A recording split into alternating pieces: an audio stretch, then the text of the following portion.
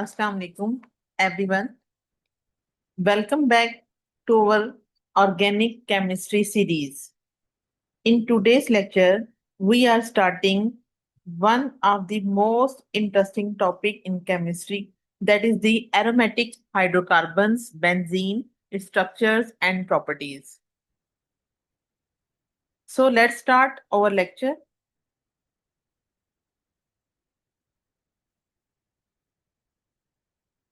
By the end of this lecture, you will understand what benzene is, why it is called an aromatic compound, whether all aromatic compounds have pleasant smells, how scientists discovered its structure, why Kekule's structure was revolutionary, and what X-ray studies revealed about the real structure of benzene.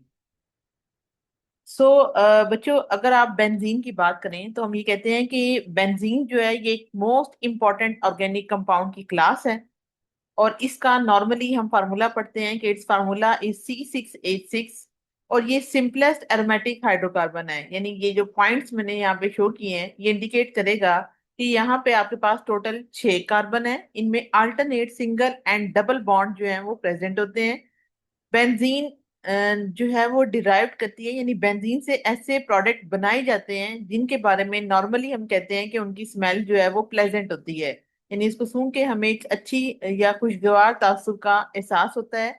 मिसाल के तौर पे organic compound जिनमें benzene ring हो उनके बारे में हम लफ्ज इस्तेमाल करते हैं एरोमेटिक। एरोमा जो है बेसिकली ये लफ्ज निकला है फ्रेग्रेंस से, या इसका मीनिंग होता है स्वीट स्मेलिंग।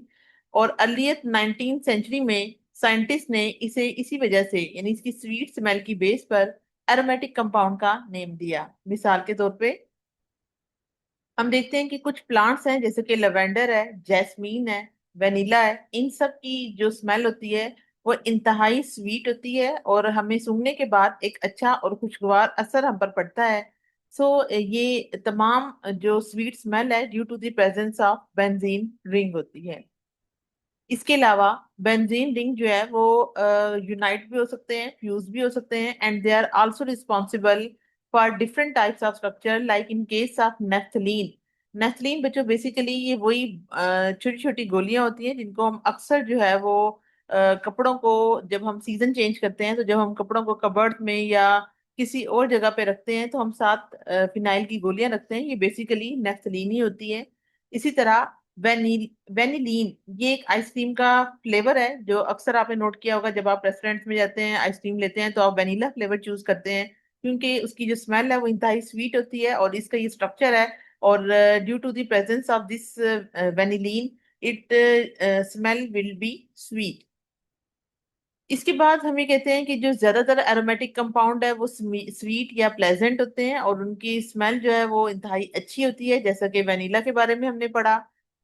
इसके बाद हम ये कहते हैं कि बहुत सारे ऑर्गेनिक हाइड्रोकार्बन की क्लास ऐसी भी है जिनमें एक या एक से ज्यादा बेंजीन रिंग अगर हो तो उनको बच्चों हम एरीन्स का नाम देते हैं। बेंजीन तो सिंगल एक जो 6 कार्बन और 6 हाइड्रोजन, यानी ये वाला जो स्ट्रक्चर है एक एटम का जिसमें सॉरी 6 कार्बन और 6 हाइड्रोजन है, ये आपके पास बेंजीन रिंग है। लेकिन अगर इस तरह के बहुत सारे रिंग अगर इकट्ठे हो जाते हैं, एक या एक से ज्यादा हो जाएं, तो उनको हम एरिंग्स भी कहते हैं। अब यहाँ पे एक उन्होंने आपको इंटरेस्टिंग चीज बताई कि जो अभी हमने कहा ना कि टर्म में एरोमेटिक या एरोमा, जिसको आप यूज करते हैं in order to designate molecule with benzene and benzene like ring in their structure that are not good smelling rather they have foul smelling. कहते हैं कि जरूरी नहीं है कि बेंजीन की वजह से ही हमेशा उसमें अच्छी स्मेल पैदा हो। बहुत सारे कंपाउंड ऐसे भी हैं जिनमें अगरचे ये बेंजीन का रिंग प्रेजेंट होता है लेकिन उनकी स्मेल इंतहाई बैड होती है। तो ये due to the presence of organic hydrocarbon है। अब इसके अलावा उन्होंने आपको एक और एग्जांपल दी कि जरूरी नहीं है कि तमाम एरोमेटिक कंपाउंड ही प्लेजेंट स्मेल रखें या उनकी स्मेल जो है वो स्वीट हो। अब इसके लिए उन्होंने आपको एक प्लांट का जिक्र किया जिसमें इस प्लांट का नेम है जी कैम्फर लॉरल ट्री। ठीक है बच्चों, ये वो दरख्त है जिससे जो है वो हमें कैम्फर हासिल होती है और कैम्फर जो है वो स्ट्रॉन्ग रिफ्रेशिंग मिंटी एरोमा रखती है, यानी इसकी जो स्मेल है वो पुदीने से मिलती है।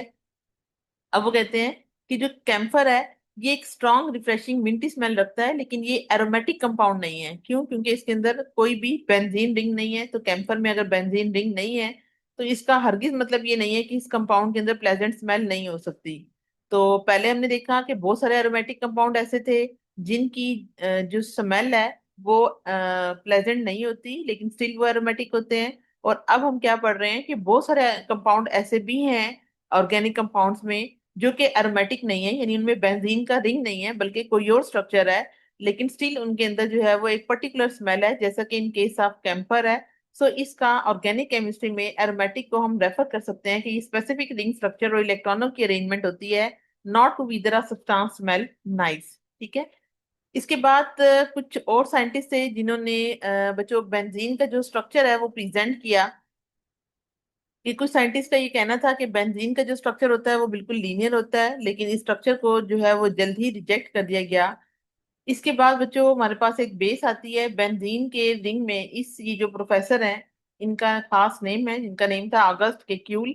इन्होंने 1865 तक, जब तक बेंजीन का स्ट्रक्चर जो था वो मिस्ट्री बना रहा, इसके बाद इन साइंटिस्ट ने इस पर काम किया और इन्होंने ये वजाहत की, इस बात की कि जो बेंजीन है इसके अंदर 6 मेंबर्ड रिंग होता है जो कि एक साइक्लिक कंपाउंड है जिनमें alternate single and double bond है। और इस स्ट्रक्चर को किक्यूल ने इस तरीके से प्रेजेंट किया कि ये स्ट्रक्चर जो है बहुत सारी प्रॉपर्टीज ऑफ बेंजीन रिंग को सक्सेसफुली एक्सप्लेन करता था। यानी इसके अंदर कार्बन के alternate single and double bond है। अल्टरनेट का मीनिंग है कि एक बॉन्ड अगर सिंगल है तो दूसरा बॉन्ड डबल होगा, अगेन सिंगल डबल, और ये सिलसिला जो है वो कंटिन्यू रहेगा। तो इस स्ट्रक्चर को हम इस तरीके, दोनों तरीकों में से किसी भी तरीके से रिप्रेजेंट कर सकते हैं, और ये किक्यूल का मोस्ट इंपॉर्टेंट स्ट्रक्चर था। इस स्ट्रक्चर के बाद, ये जो स्ट्रक्चर था बच्चों, इसने बहुत सारी बेंजीन की प्रॉपर्टीज को सक्सेसफुली एक्सप्लेन किया। लेकिन इसके बावजूद नंबर ऑफ प्रॉब्लम्स की क्यूल के स्ट्रक्चर में राइज हुई, क्योंकि ये फुलफिल नहीं करता था इसकी फिजिकल और केमिकल प्रॉपर्टीज ऑफ बेंजीन को। एक्सरे स्टडीज जब परफॉर्म की गई बच्चों, एक्सरे स्टडीज इसलिए की जाती हैं ताकि किसी भी मॉलिक्यूल जो अगर अननोन हो तो उसका स्ट्रक्चर को कंफर्म कर लिया जाए। और एक्सरेज के जरिए बेंजीन का जो स्ट्रक्चर था, उसने ये सजेस्ट किया कि बेंजीन के स्ट्रक्चर में प्लेनर कॉन्फ़िगरेशन होती है जिसमें रेगुलर हेक्सागोन की अरेंजमेंट मिली। जैसे कि अगर आप बेंजीन के स्ट्रक्चर को ऐसे लिखते हैं तो एक्सरेज में ये सजेस्ट किया गया कि एक्सरेज के स्ट्रक्चर के अकॉर्डिंग इसकी प्लेनर रेगुलर हेक्सागोन, हेक्सागोन कहते हैं जो कि 6 मेंबर्ड हो, और इनमें तमाम कार्बन टू कार्बन एटम में sp2 हाइब्रिडाइजेशन होती है। और ये आपने पढ़ा है कि sp2 हाइब्रिडाइजेशन में जो कार्बन कार्बन बॉन्ड एंगल होता है that is round about 120 degree. अब इसके बाद आगे उन्होंने फर्दर ये बताया कि जो का बेंजीन की अगर आप बात करें तो बेंजीन में कार्बन टू कार्बन की बॉन्ड लेंथ नोट की गई। अच्छा, अब ये क्या चीज है कि बॉन्ड लेंथ जो है बच्चों बेसिकली दो एटम्स के दरमियान में जो डिस्टेंस होता है उसको हम बॉन्ड लेंथ कहते हैं। अब आप नोट कीजिएगा कि ये जो बॉन्ड लेंथ है कार्बन हाइड्रोजन की 109 पिकोमीटर है, जो कि तमाम मॉलिक्यूल्स में सिंगल एटम्स की होती हैं। इसी तरह जो लेंथ है कार्बन टू कार्बन बॉन्ड की वो 139 पिकोमीटर है। अब ये दोनों क्राइटेरिया उन मॉलिक्यूल्स के हैं जो कि ये दोनों क्राइटेरिया बच्चों बेंजीन के लिए हैं। और अगर आप देखें कि जो हमारे पास sp3, अब आप इसको ना लें, ये अगर आप तमाम यानी जनरल अगर carbon to carbon single bond में हो तो उनके अंदर बॉन्ड डिस्टेंस 154 पिकोमीटर होता है, जबकि इस केस में क्या होता है 139 पिकोमीटर होता है। अब ये 139 किसका है? ये बेंजीन का है, ये सिंपल कार्बन का है, carbon to carbon single bond का, जिसको आप अल्केन्स कहते हैं, जो कि स्ट्रेट चेन होते हैं। ठीक है। और अगर इसी तरह स्ट्रेट चेन अल्कीन आप देखें तो उनके अंदर बॉन्ड लेंथ जो है वो 133 पिकोमीटर होती है। तो इसका मतलब ये हुआ कि जो बेंजीन की carbon to carbon bond length है ये लाई करती है इन दोनों के दरमियान में। ठीक है।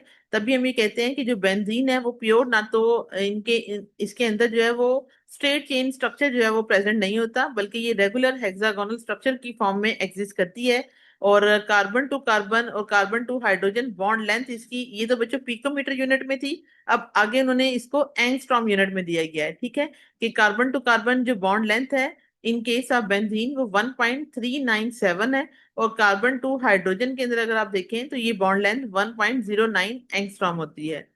तो बच्चों आज का लेक्चर हमारा यहीं तक था।